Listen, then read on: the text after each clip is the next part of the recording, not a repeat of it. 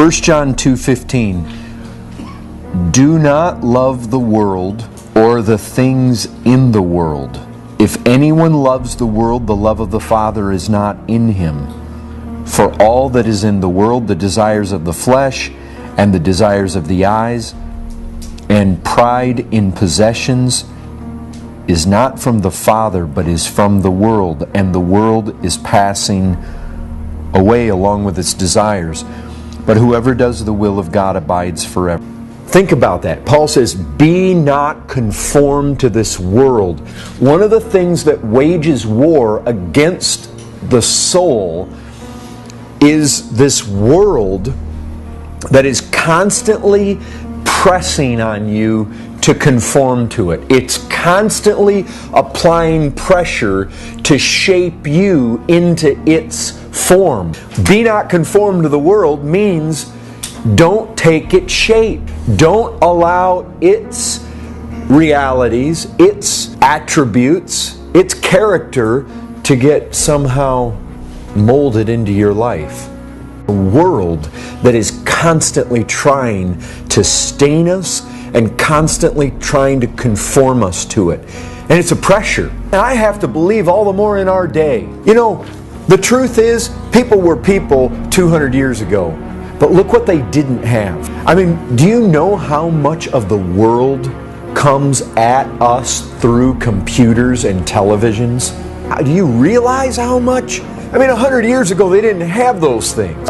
I mean, right now, do you know how many people are camped in front of a television across our city right now? If you were to guess percentage-wise, 80% probably, in front of a television right now. I mean, you want the perfect indicator of where the world's at? Look at the world's advertising. And that's such an easy and yet very profound indicator of where society is, where the world is. Basically, advertising, it shows you the very heart of what this world's all about.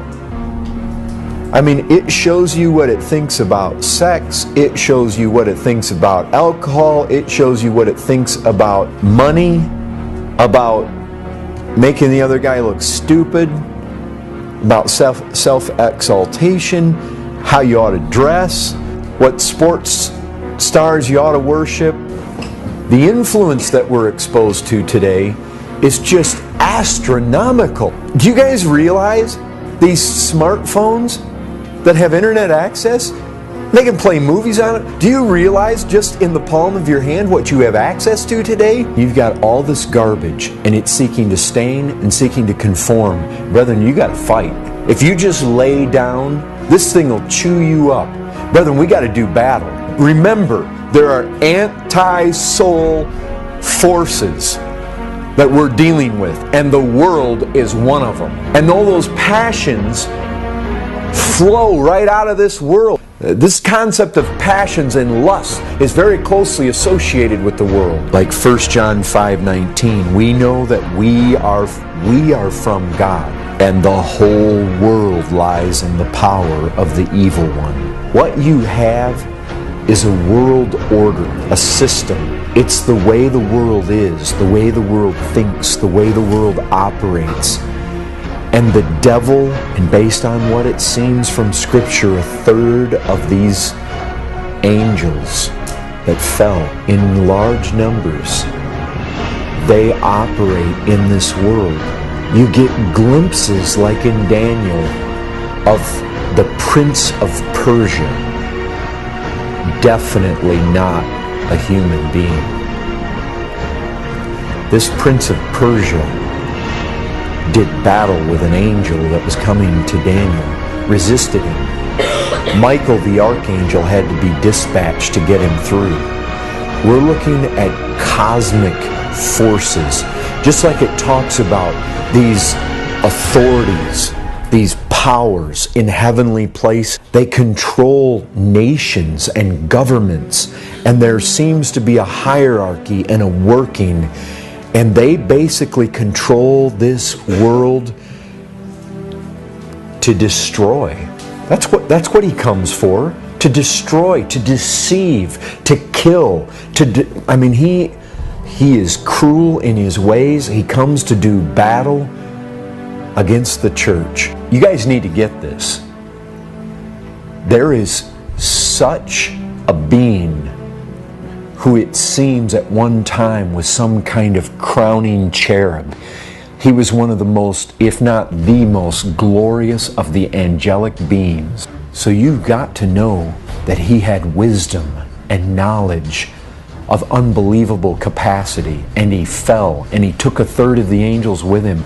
Brethren, he exists to destroy God's people. When you see this dragon in the book of Revelation, I'll tell you what he's doing. He's chasing this woman.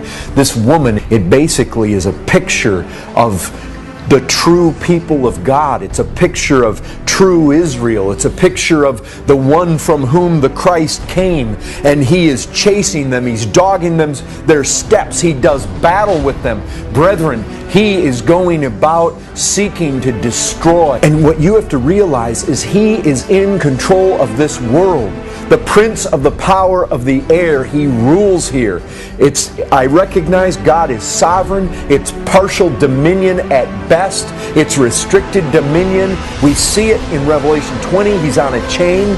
But no doubt anyways, in some limited capacity, he has the authority here. He has authority in this world, so much so that he could say to Christ, I'll give you the kingdoms of this world if you bow down to me. Brethren, he is in control. And if you think about that for a second, here we are, put out into the midst of the world as servants of Christ to declare his glory and his gospel.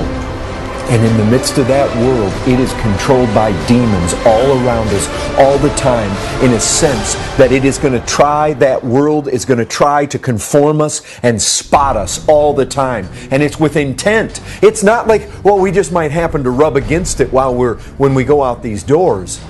Brethren, it's the fact that there are armies arrayed against us, working this thing so as to bring us down, to contaminate us, and to conform us into something that won't be useful to Christ, something that will be defeated, something that will be ugly, something that will be unclean.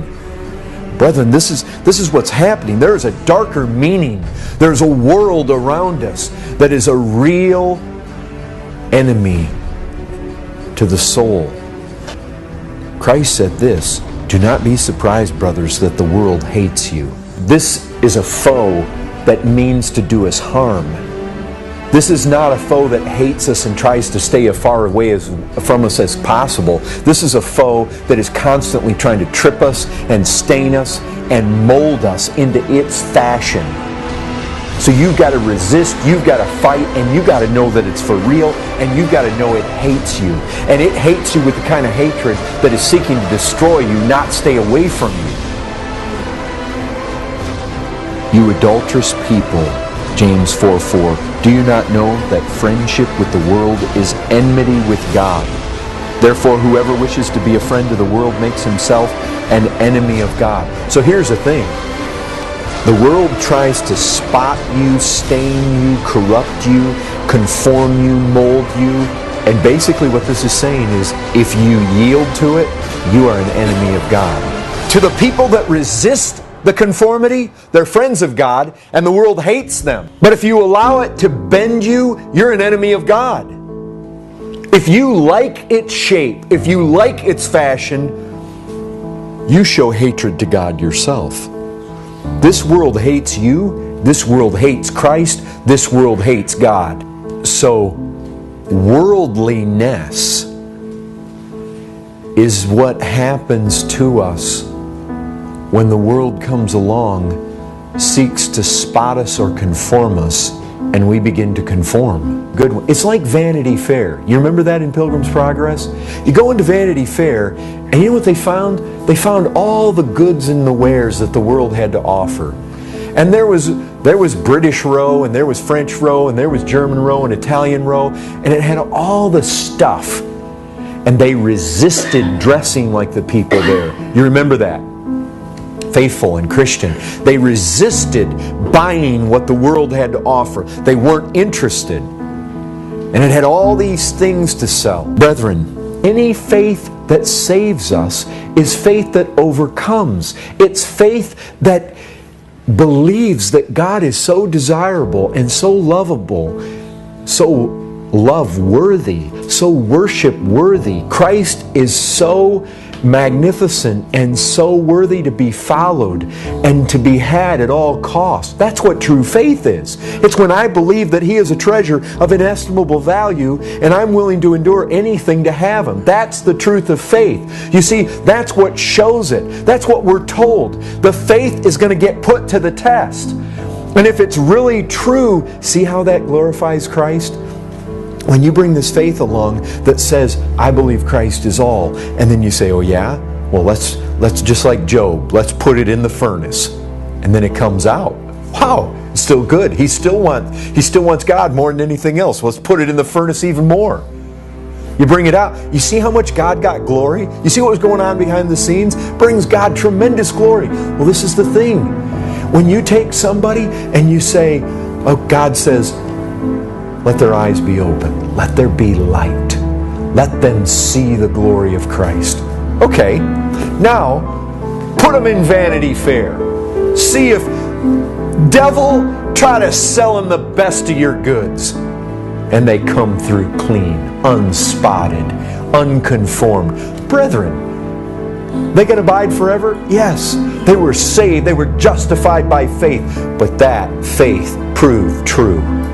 The faith proves true by what it does in this world. Brethren, that's the issue. You see, the things of this world, the things that belong to this world, it's passing away. And brethren, those people that delight in this world, passing away. Brethren, you see where John's arguing? He says, don't love the world or the things in the world. And in verse 17, he says, the world's passing away along with its desires. I mean, can you imagine if people went up to an aircraft and it said, this aircraft is passing away. You will not make it to your destination.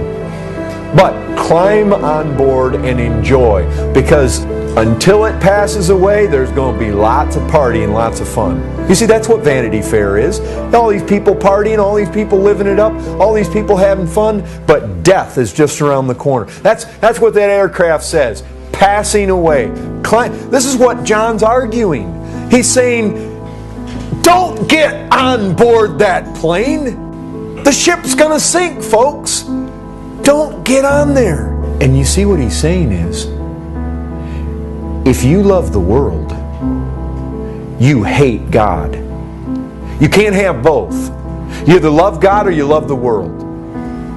It's the fight to not compartmentalize my life. This is what strikes me. It's the fight to not say, okay, this part of my life is sacred. This part of my life, it's ordinary. It's secular. Which a lot of people do that. I mean, people all over the place try to give God His due on Sundays, maybe some of the real good ones on Wednesdays. But brethren, even though we would look at that and maybe we would say, well, yeah, you know, Sunday morning Christians are no Christians at all. But brethren, we can still get in the place where there's parts of our life. You see, this is the issue. This is the key. Brethren, I'll tell you this. If you have a segment of your life that you find, you know what? I never think to thank God doing that. I don't even think of God while I'm doing that. In fact, that part of my life is kind of reserved to almost forget Him. Not that we would say it purposely, but when we get into that segment of our life, we kind of just forget Him. He drops out of the picture. Brethren, that's worldly. Dump it. Be done with it. What God is saying to us is whatever you do, you need to do for His glory. Whatever you do, you need to do that He be central to it.